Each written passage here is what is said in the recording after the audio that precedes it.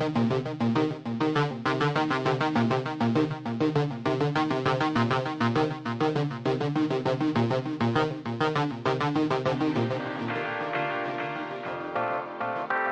resources that you can have, just in terms of the internet, can bring a subject to life. I think that's really important, especially for young people who are growing up in a world where image and moving image and sound is so much part of their lives, and technology and digital media is just a huge part of their lives. They wouldn't know how to go into a library and use like a paper system. How would they do that? I just don't understand that concept. D'abord, vous allez regarder le clip. Fiona Hilton is using websites that her Year 10 students are familiar with to develop their interest in the French language. This is part of a social issues and equality topic on racism and ethnic diversity.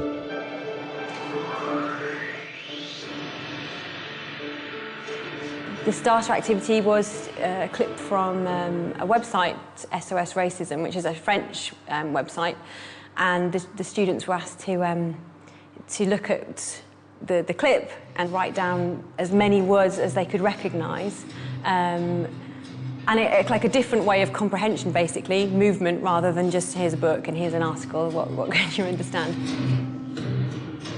Because you've got the music and the visuals. It's very much a media. I mean, they're on YouTube so much that this is something that they can relate to. Prejudice, is that prejudice? Yep. Pure is fear, isn't it? Good, yeah. Make sure everyone hears that one, Kyoshi. Ensemble, is that together? Yep. Once they'd watched the clip, we looked at meaning, they had to discuss in groups what they thought the words meant.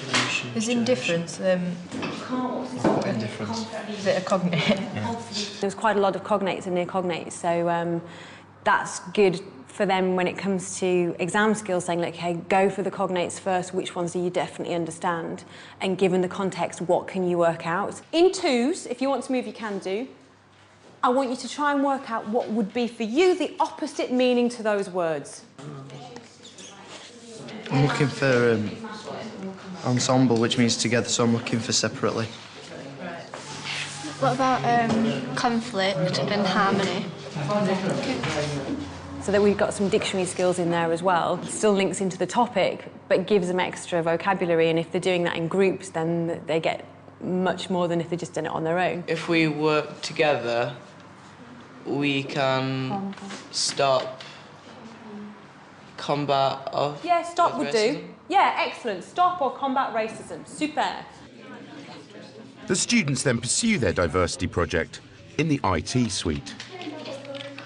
We're doing a presentation on like the diversity of France and England, well, Barnsley in particular, and we're like comparing the two differences, like food and culture, and then there's another part of it which is about racism and helping to fight against it. We've made a movie maker. We've made it. We've got some words. We're going to add a voiceover, but that's when it's all complete, and we're going to do that for the flood. So, which one? Oh, that one. The little. We already knew just from like personal knowledge most of the restaurants in Barnsley, and sort of included sort of the countries that they were from. En Barnsley, il y a beaucoup de restaurants. Carry. Italian. we're doing about l'etapisme, and like we've just like put some pictures on and some information about what it can cause, and like saying that, just like facts about it. We've put like l'etapisme is like one thing, then we've put like 3 slides with different facts on, and then we've just put a picture with it, written like different facts in like the French and the English, and we've just add them on. It says un tiers des adolescents et jeunes femmes fument in France, which is saying like female, a third of them smoke in France. And it's not because I want to keep the figure. Well, we've got about 7 slides on smoking, which is just giving you like a background information on smoking and how many smokers average are in France and what the health risks are of smoking, everything like that. We've been doing some background research. We've researched a lot of the facts online. And we did a French lesson, we got marked on it, and we put it into a presentation, so then we can present And then we've it. sort of like adapted some of the facts from his essays and added them to the slideshow. So they're using resources that are there, that they've got, that they can access at home. They're not having to go to a library, they've got it all on the internet. And I would say that even though a lot of the students don't have all of the packages on their computers, I would say 90% of them, 99%, have a computer with the internet on. So that's a resource that we have to say, right, we'll use it. What can you get out of that? We found a list of French-speaking countries. A lot of them are in Africa, and that's because that's where the French colonised, but you don't think of Africa speaking French. And then we went on one that sounded interesting, which is Burkina Faso, because no one else has done that. And then we're on the French Wikipedia for Burkina Faso, and now we're finding information about it. Then we're using Google Translate to turn it into English so that we know what it's saying. And then we're taking some of the French and putting it into this video about Burkina Faso. You could equally just say, right, well, here's some pictures, let's cut them out and put, you know, right underneath as if it was a storyboard. But the difference is that you're using technology and websites that our students use all the time. That's what they grow up with.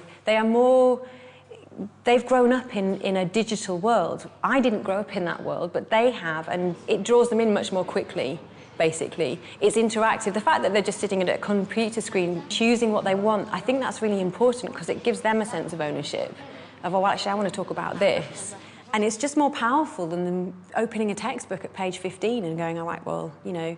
And it's also really up to date. It's fingertip, isn't it? You're there and you want to know something and bam, it's immediately there. And I think also that's the kind of culture that these students are growing up with. If you want the information, you want it now.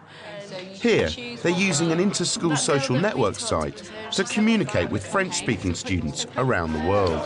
It's one of my pen pals that from France that I want to get in touch with to see what their food like. And I got in touch with 2 people and found out about some stuff in France.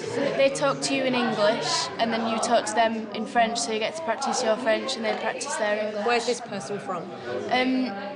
Reunion Island It's off Africa. Off Africa. You should ask her about what food she eats in Reunion, because it's completely different, like typical dishes to what you get in France, even though they speak French.